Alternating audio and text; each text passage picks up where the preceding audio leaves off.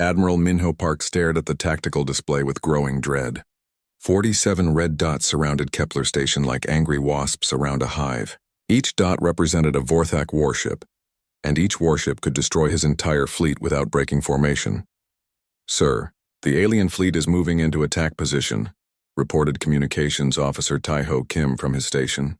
His voice was steady, but Minho could see the young man's hands shaking as he worked his controls. Minho had 3 ships left. 3 aging human frigates against the most powerful alien armada ever seen. The math was simple and brutal. They were going to die today. "Captain Gina, status report," Minho called over the comm system. Captain Gina Choi's voice crackled through the speakers from her ship, Soul's Pride. "Hull integrity at 90%. Weapons charged and ready. My crew is prepared for battle, Admiral." Minho nodded. Gina was tough as steel and twice as sharp. If anyone could make the aliens pay for their victory, it was her. But even she couldn't work miracles against these odds. The Vorthak ships were like nothing humans had ever built. They looked alive, with curved hulls that pulsed with strange light. Biomechanical technology, the scientists called it. Living ships that could heal their own wounds and adapt to enemy weapons in the middle of a fight. "Incoming transmission from the alien flagship," Taiho announced. "Put it on screen."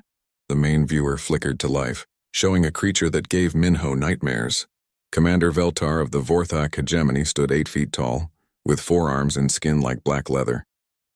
His yellow eyes glowed with cold intelligence as he spoke in perfect accented English. "Human Admiral, I am Veltar. You have exactly 10 minutes to surrender this station and all its inhabitants. Comply and your deaths will be swift. Refuse and we will make your final hours a symphony of pain." Minho stepped forward, meeting those alien eyes without flinching. "This is Admiral Minho Park of the Earth Colonial Defense Force. Kepler Station is under human protection. If you want it, you'll have to take it from us." Veltar's mouth opened in what might have been a smile, showing rows of sharp teeth. "So be it. You will learn why 17 species have fallen before the hegemony." The transmission ended. "All ships, battle stations," Minho ordered. "Civilian Evacuation Protocol 7. Get those transports away from the station."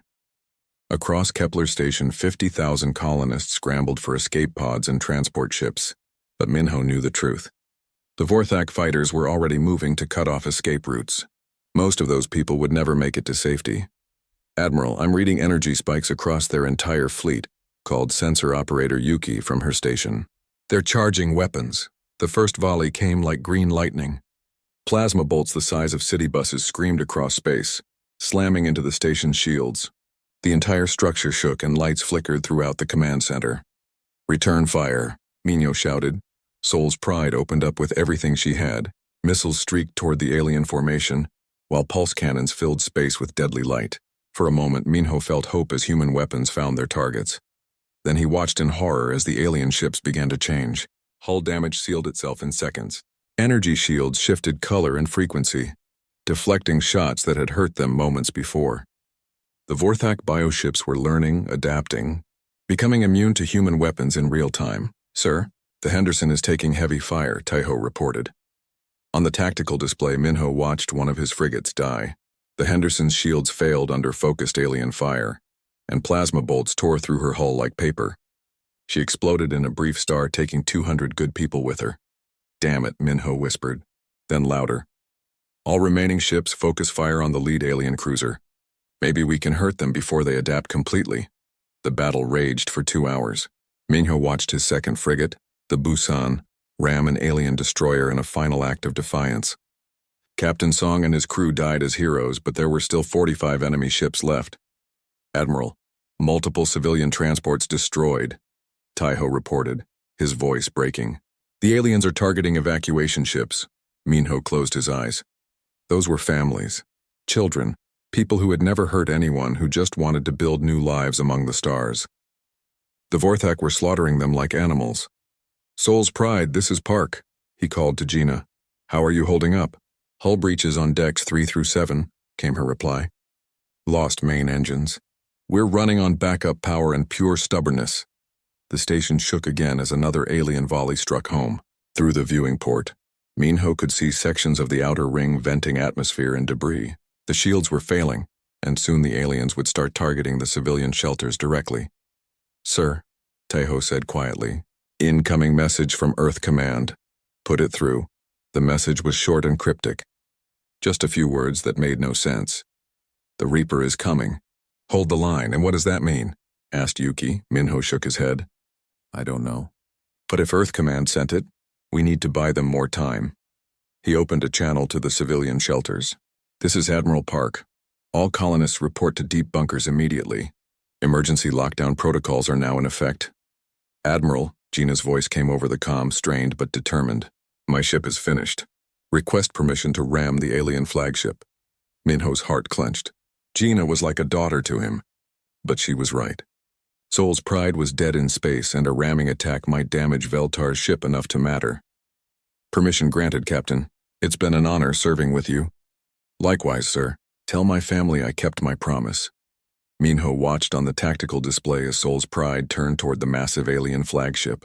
Gina pushed her failing engines past their limits, building up speed for one final strike. The alien point defense systems opened fire, tearing chunks from the human frigate. But Gina held her course, steering straight for Veltar's command bridge. At the last second, the alien flagship shifted position. Sol's pride struck the ship's side instead of the bridge, exploding in a ball of fire that left a black scar across the alien hull. Damage assessment? Minho asked. The flagship is hurt but still operational, Yuki reported. And sir, there are no more human ships on sensors. Minho was alone, the last human military officer in the system, standing in a command center that would soon be nothing but wreckage. Outside, the alien fleet was positioning for the final attack. All stations prepare for boarders, he ordered his remaining crew. We make them pay for every inch. But as he spoke, something was moving in the darkness beyond the outer planets. Something that would change everything. Something the aliens had never seen before. The Reaper was coming. The Indomitable drifted through the second Vorthak patrol zone like a shadow among stars. Captain Jiho Lee stood on the bridge, watching 3 alien cruisers move in formation ahead of them. Each ship was massive, easily 3 times the size of any human vessel. Cloak is holding steady, reported Chief Engineer Yuna Seo from her station. But we're running hot. The quantum drive is pushing our power systems to the limit. Weapons Officer Wook Jang tracked the alien ships on his tactical display. 3 cruisers, Captain. Each one carries enough firepower to level a planet. They're scanning for something, probably reports of our presence from the first patrol zone. Intelligence Officer Ki Woo Nam looked up from his console. Sir, I'm intercepting their communications. They're definitely looking for us. Word has spread about a mysterious human ship that disappeared after entering their space. Jiho nodded grimly. The Vorthak were not stupid. They knew someone was moving through their territory, even if they couldn't see exactly what. Range to the lead cruiser? He asked. 12,000 kilometers and closing, Wook replied. On the main screen, the alien ships grew larger as the Indomitable approached. Their biomechanical hulls pulsed with strange light, and weapon ports opened like hungry mouths along their sides. Sir, Yuna called out suddenly, alarm in her voice. Solar flare incoming from the local star. It's going to hit us in 30 seconds. Can we maintain cloak through it? Negative. The electromagnetic pulse will overload our cloaking system. Jiho cursed under his breath. Solar flares were unpredictable, and this one was perfectly timed to ruin their stealth approach. All hands prepare for combat, he announced over the ship's intercom. Looks like we're doing this the hard way. The solar flare struck like an invisible hammer. The Indomitable's cloaking device flickered and died, leaving them visible in the middle of the alien formation. Alarms immediately began blaring from the Vorthak ships. They've seen us, Kiwu reported. All 3 cruisers are moving to intercept. They're signaling for reinforcements. Wook, target the lead cruiser with Railgun Battery 1, Jiho ordered. Hyun, bring us about to attack Formation Delta. Tactical Officer Hyun Ko worked his controls with inhuman speed, his enhanced reflexes allowing him to process information faster than any normal human could manage. The ship rolled and dove through space, positioning itself for the attack. Railgun charged and ready, Wook announced. Fire. The Indomitable's main railgun spoke with a voice like thunder. A tungsten slug the size of a telephone pole shot out at 20% of light speed, crossing the distance to the alien cruiser in milliseconds. The Vorthak ship's adaptive shields meant nothing against pure kinetic energy. The slug punched through the biomechanical hull like it was made of paper, tearing a hole clean through the ship from bow to stern. Direct hit, Wook shouted. The cruiser is breaking apart. On the main screen, they watched the alien ship come apart in sections. Biomechanical systems that had adapted to energy weapons and plasma bolts had no answer for simple physics. The cruiser died without firing a shot. Second cruiser closing fast, Hyun reported. Range 4,000 kilometers. Target acquired, Wook confirmed.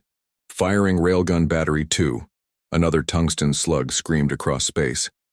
This time the Vorthak crew tried to evade, but their ship was too large and slow to avoid the relativistic projectile.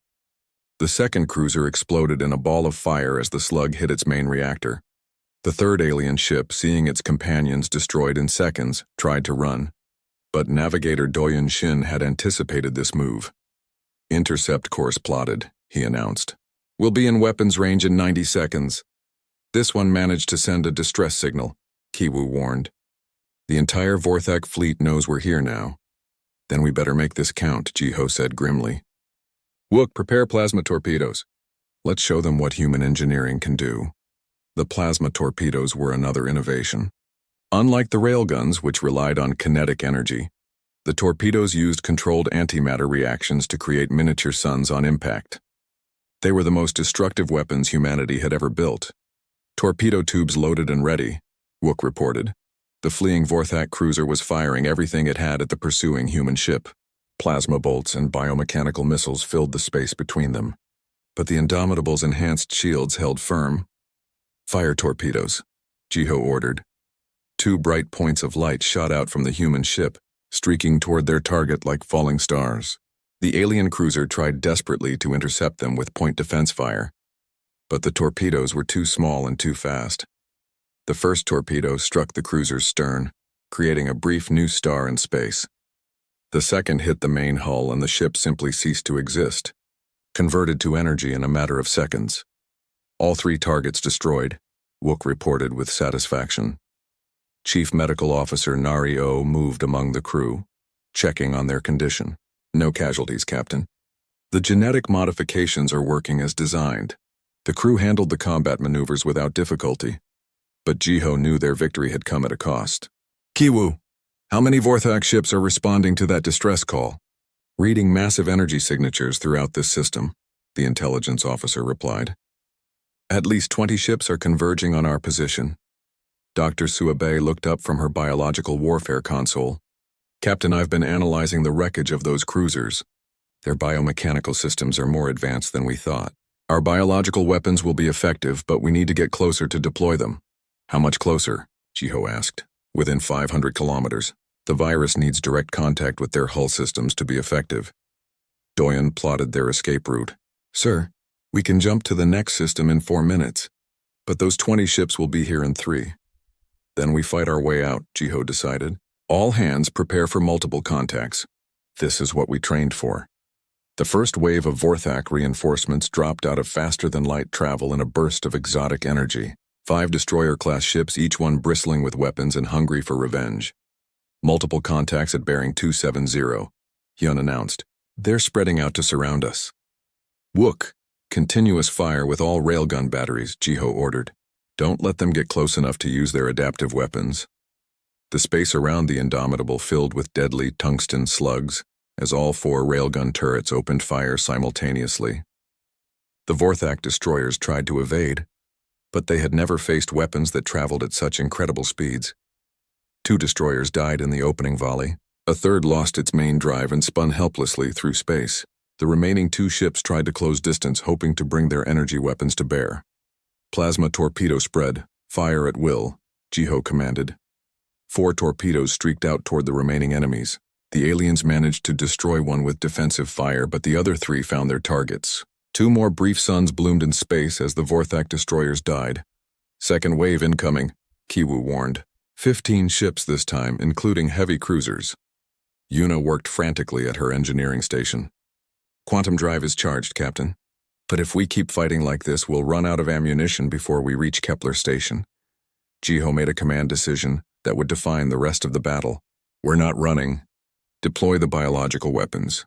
All of them. Dr. Bay's hands flew over her controls. Virus canisters armed and ready. This will affect every Vorthak bioship in the system. Fire. Dozens of small projectiles shot out from the Indomitable, each one carrying a specially designed virus that would attack Vorthak biomechanical systems. The canisters were too small for the alien sensors to detect, and they spread throughout the system like invisible death. Within minutes, the effect became visible. The approaching Vorthak ships began to slow, their biomechanical hulls developing dark patches as the virus attacked their living components. Some ships started firing on their own companions as their biological computers became infected and confused. "It's working," Dr. Bay reported with grim satisfaction. "Their bioships are consuming themselves from the inside out." But Jiho knew they had crossed a line that could never be uncrossed. They had used biological warfare against a living species. Whatever happened next, humanity had changed forever. "Jump us to the next system," he ordered. "We have a station to save." Captain Jiho Lee opened his eyes to darkness and cold. The cryogenic pod hissed as it released him into the world of the living. Around him, 37 other pods were opening, each one containing a member of his hand-picked crew. "Welcome back to the land of the living, Captain," said Chief Engineer Uniseo as she climbed out of her pod. Even after months in deep freeze, her voice was strong and sure. Jiho stretched his aching muscles and looked around the cryobay. The ship was silent except for the hum of life support systems. They had been asleep for 6 months, waiting for the call that everyone hoped would never come. "Status report," he ordered. Tactical Officer Hyun Ko was already at his station, fingers dancing over the controls. "We're in the outer Neptune system, Captain. All systems are green. The ship is ready for combat operations." The ship was the Indomitable, and she was unlike anything else in human space. While other vessels were built for exploration or trade, the Indomitable had been designed for one purpose: to kill aliens. "Yuna, bring the engines online," Jiho commanded. "Hyun, charge all weapons. Doyun, plot a course for the Kepler system." Navigator Doyun Shin looked up from his charts. "Sir, that will take us through 3 Vorthak patrol zones. The odds of making it through undetected are—" "I don't care about the odds," Jiho cut him off. "Kepler station is under attack. 50,000 people are counting on us." The crew moved with practiced efficiency. These were not regular Navy personnel. They were volunteers and outcasts, men and women who had been chosen for their skills and their willingness to die for humanity. Weapons Officer Wook Jang ran diagnostics on the ship's arsenal. "Captain, all weapon systems are operational. The railguns are charged and ready." The railguns were the ship's primary weapons. They fired metal slugs at incredible speed, fast enough to punch through any known armor. Unlike energy weapons, they could not be adapted to or defended against. Physics was physics and kinetic energy was kinetic energy. "Dr. Bay, report to the bridge," Jiho called over the intercom. Dr. Sua Bay arrived moments later, carrying a datapad filled with alien biological data. She was the ship's xenobiologist, and she knew more about Vorthak physiology than anyone else in human space. "Captain, I've been monitoring Vorthak communications," she said. "Their bioships have a weakness. Their living hulls require constant biological maintenance. If we can disrupt their cellular structure, their ships will literally eat themselves." Jiho nodded. "And how do we do that?" "We have biological weapons specifically designed for this purpose. Viruses that attack their biomechanical systems. But Captain," she paused, "using these weapons will change us. Once we cross that line, there's no going back." The bridge fell silent. Everyone knew what she meant. Biological warfare was forbidden by human law and custom, but then again, so was genocide. "The Vorthak started this war," Jiho said quietly.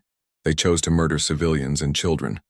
If using their own methods against them makes us monsters, then so be it." Intelligence Officer Kiwoo Nam looked up from his station. "Captain, I'm reading a priority transmission from Earth Command.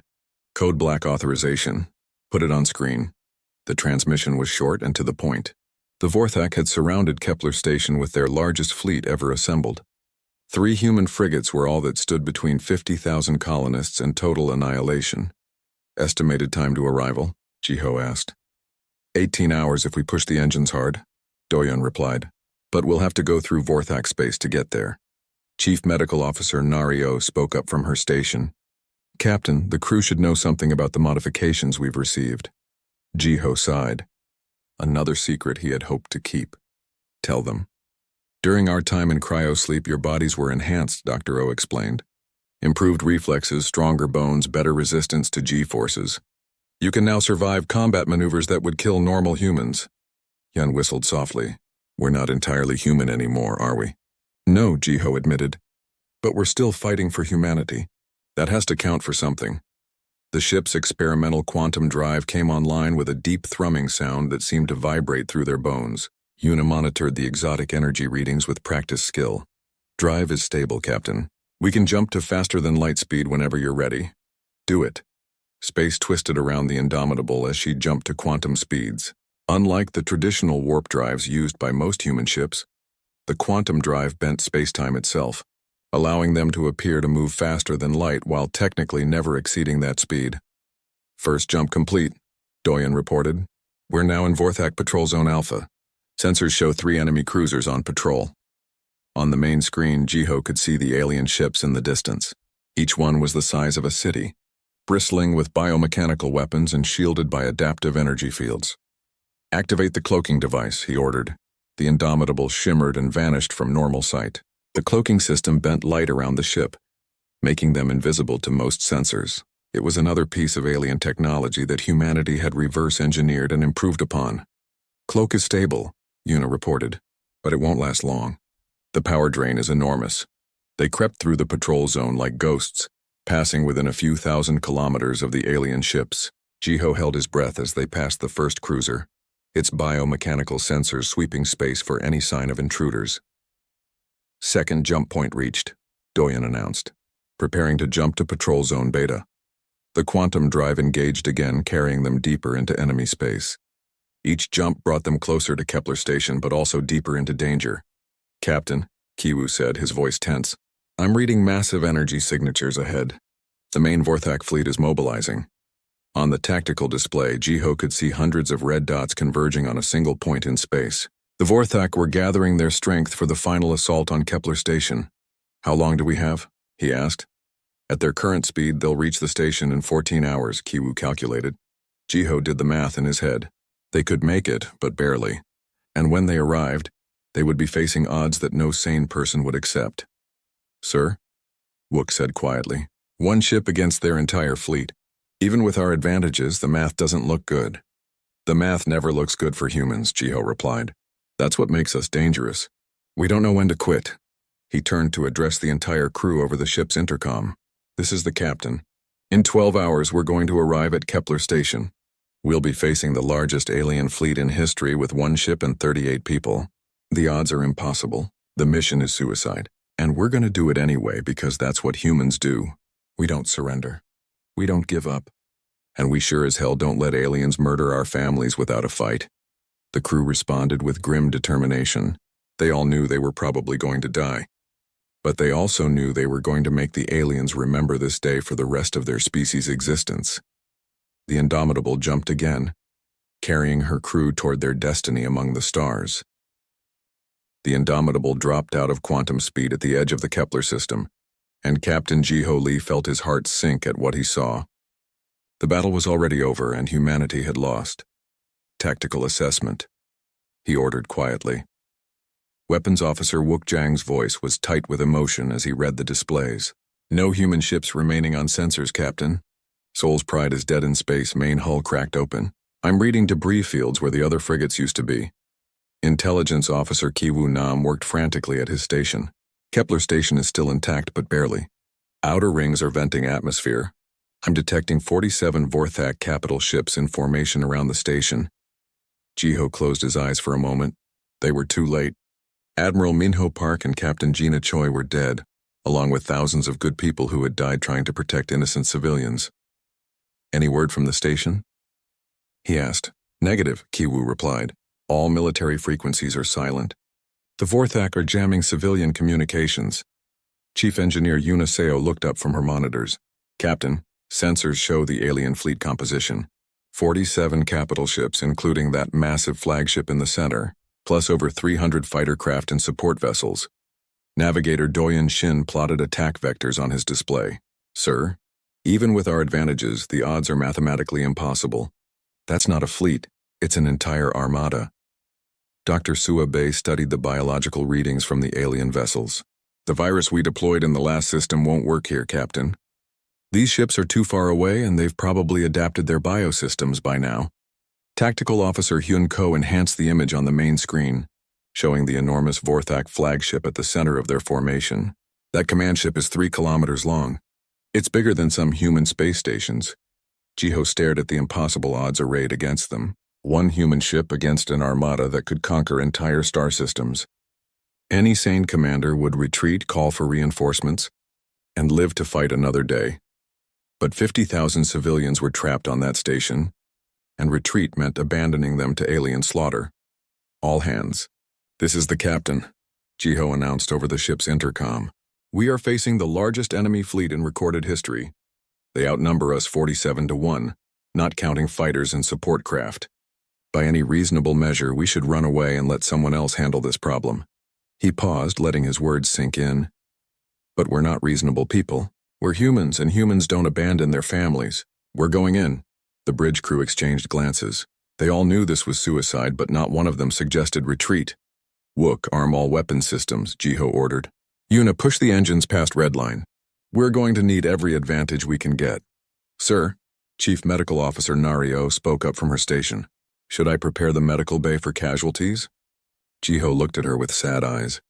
Doctor, if we take any serious hits from that fleet, there won't be anything left to treat. Just make sure the crew is ready for maximum combat maneuvers. The Indomitable began its approach toward the alien armada. On the main screen, the Vorthak ships grew larger as they closed distance. Each capital ship bristled with biomechanical weapons, their hulls pulsing with alien life. Range, 50,000 kilometers, Hyun reported. They've spotted us. The entire fleet is turning to face our approach. Open a channel on all frequencies, Jiho commanded. Kiwoo worked his controls. Channel open, sir. Jiho's voice echoed across space, reaching every ship in both fleets. This is Captain Jiho Lee of the Earth vessel Indomitable. We are humanity's answer to your genocide. Withdraw now or face extinction. The response came from the massive flagship. Commander Veltar's image appeared on the main screen, his yellow eyes glowing with amusement. One ship, the alien commander said in his accented English. You bring one ship against my armada and threaten us with extinction? Your species' arrogance knows no bounds. Our arrogance is matched only by our stubbornness, Jiho replied calmly. Last warning, Veltar. Leave this system or we will remove you. The alien leader threw back his head and laughed, a sound like metal scraping against stone. Very well, human. Let us see what your single ship can accomplish against the might of the hegemony. All ships destroy that vessel. Leave nothing but atoms. The Vorthak fleet opened fire as one. The space between the fleets filled with plasma bolts, biomechanical missiles, and energy beams that could melt through steel like butter. It was the concentrated firepower of an entire armada, focused on one small human ship. Evasive maneuvers, Jiho shouted. Hyun threw the Indomitable into a series of impossible turns and rolls, the ship dancing between the incoming fire like a leaf in a hurricane. The enhanced crew handled the brutal G-forces without difficulty, their modified bodies allowing them to remain conscious and functional under stress that would kill normal humans. Return fire, all weapons, Jiho ordered. All 4 railgun turrets opened up simultaneously, sending tungsten slugs screaming across space at relativistic speeds. The first volley caught 3 Vorthak cruisers completely by surprise, punching clean through their hulls before they could react. 3 confirmed kills, Wook announced with grim satisfaction. But the aliens were learning fast. The remaining ships began evasive maneuvers, making themselves harder targets. Their biomechanical hulls started adapting, growing thicker armor where the railgun slugs had penetrated their companions. Plasma torpedo spread. Maximum dispersal, Jiho commanded. 16 torpedoes shot out from the Indomitable, each one seeking a different target. The Vorthak point defense systems managed to intercept most of them, but 5 found their marks. 5 brief stars bloomed in space as alien ships died. That's 8 down, 39 to go. Hyun calculated. But the odds were still impossible, and the aliens were adapting to human tactics with frightening speed. Their return fire was becoming more accurate, and several plasma bolts had already scorched the Indomitable's hull. Sir? Dr. Bay called out from her station. I'm reading massive biological activity from their flagship. Veltar is doing something to his entire fleet. On the tactical display, they watched as the Vorthak ships began to move in perfect coordination, like parts of a single organism. Their biomechanical nature was allowing them to function as one massive creature. They're becoming a hive mind, Dr. Bay explained. Individual ship consciousness is being absorbed into a collective intelligence centered on the flagship. Yuna looked up from her engineering station with a wild idea in her eyes. Captain, what if we could disrupt that collective intelligence? If we could sever the connection between the flagship and the rest of the fleet? How? The quantum drive. If I overload it in a specific pattern, we can create a localized space-time distortion. It would trap their entire fleet in a gravity well. Jiho understood immediately. A gravity trap. They wouldn't be able to jump to faster than light speed or maneuver effectively. But sir, Yuna warned, overloading the quantum drive is extremely dangerous. If we lose containment, the artificial black hole could consume both fleets. Doyen plotted the calculations on his navigation computer. The math works, Captain. But we'd need to get within 5,000 kilometers of their flagship to make it effective. 5,000 kilometers. Point-blank range against an armada that was already adapting to their weapons and tactics. It was beyond suicidal. Do it, Jiho decided. Plot a direct course for Veltar's flagship. All weapons, continuous fire. We're going to ram our way through their entire fleet.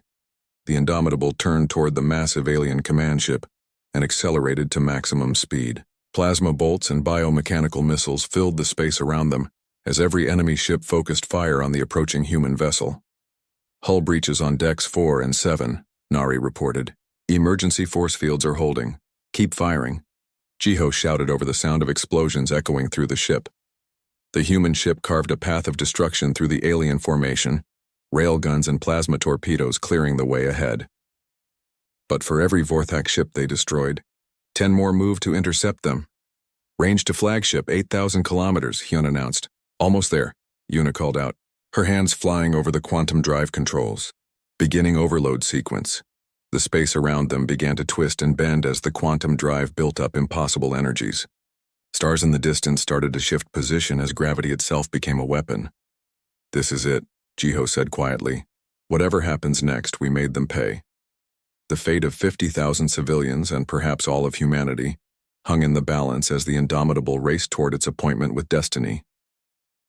The quantum drive screamed as Chief Engineer Unisio pushed it beyond all safety limits. Space-time twisted around the Indomitable like water going down a drain, and the Vorthak fleet suddenly found themselves trapped in a gravity well of humanity's making. Gravity trap is active, Yuna shouted over the sound of tortured metal and exotic energies. Their entire fleet is caught in the distortion field. Captain Jiho Lee watched on the tactical display as 47 alien capital ships struggled against the artificial gravity well.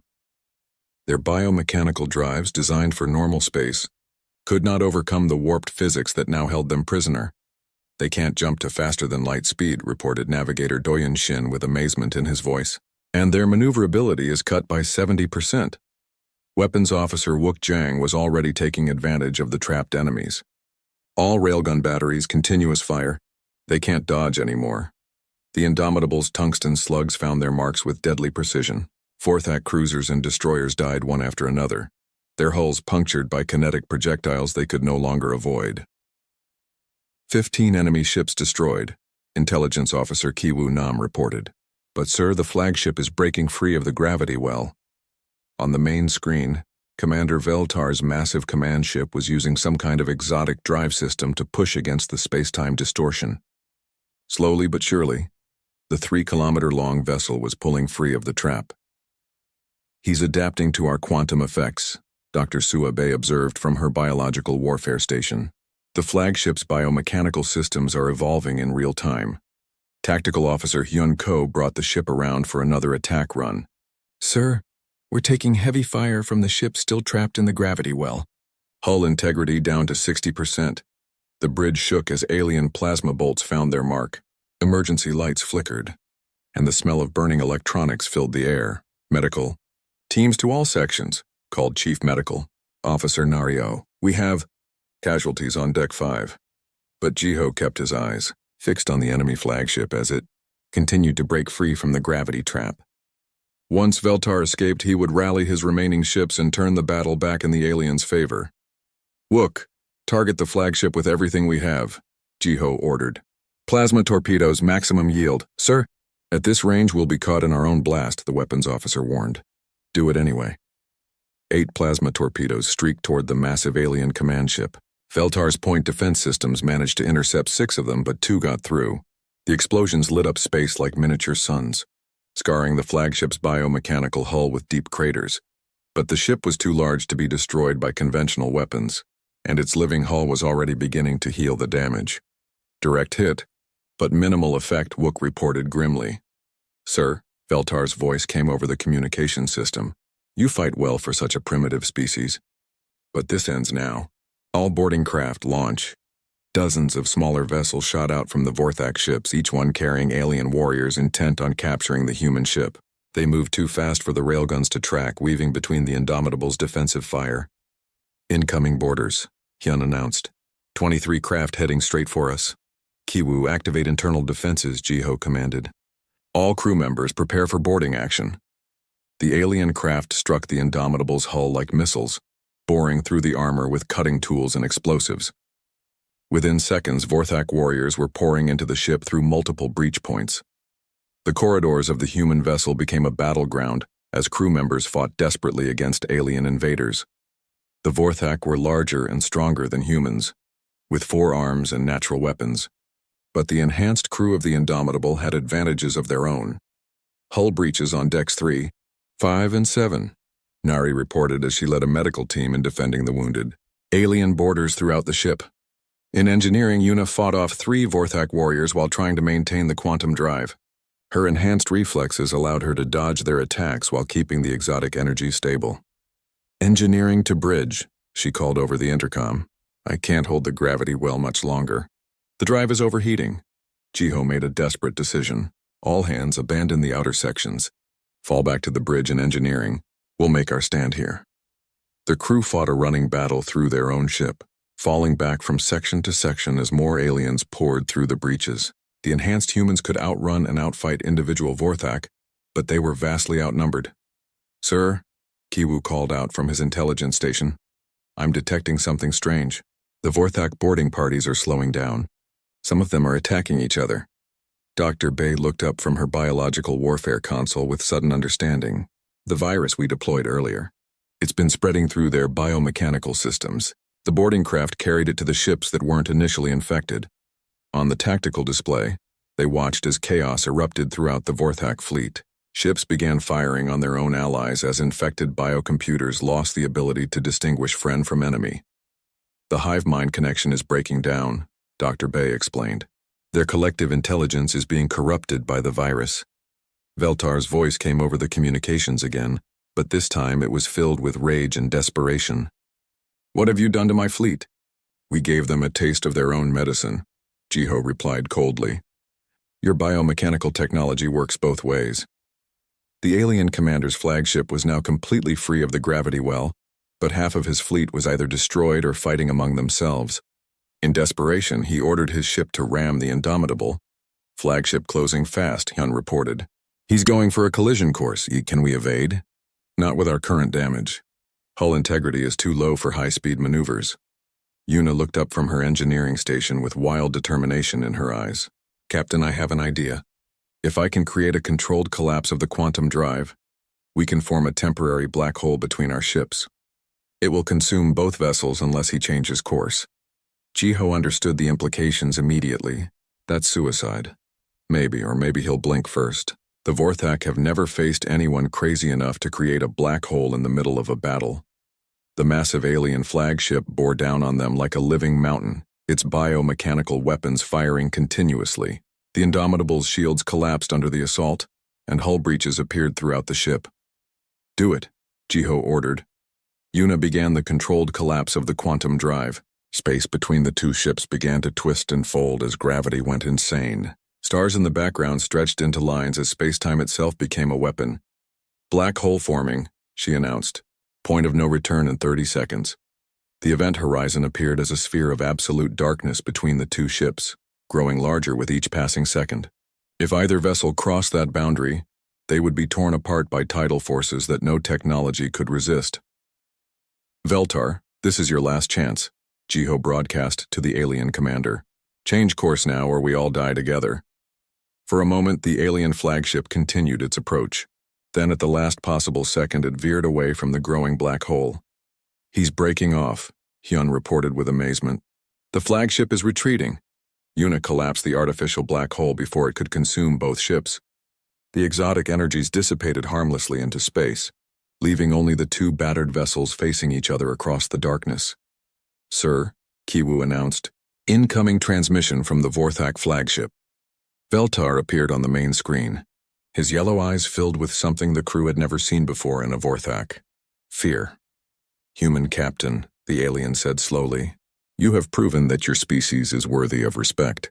My remaining ships will withdraw from this system." "And the civilians on Kepler Station?" Jiho demanded. "They will be unharmed. This I swear by the honor of the hegemony." For the first time in their species' history, the Vorthak had been forced to surrender in battle. As the surviving alien ships limped away from Kepler Station, the crew of the Indomitable realized they had accomplished the impossible.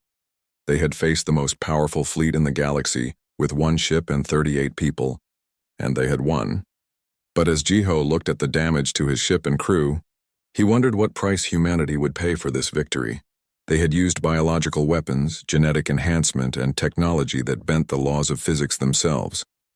In saving humanity, had they changed what it meant to be human? The answer to that question would shape the future of their species among the stars.